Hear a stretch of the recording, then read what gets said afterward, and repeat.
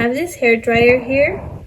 It comes with two attachments, one to make the air come out smooth, and one if you're doing curly hair. This will activate your curls into the heat curls.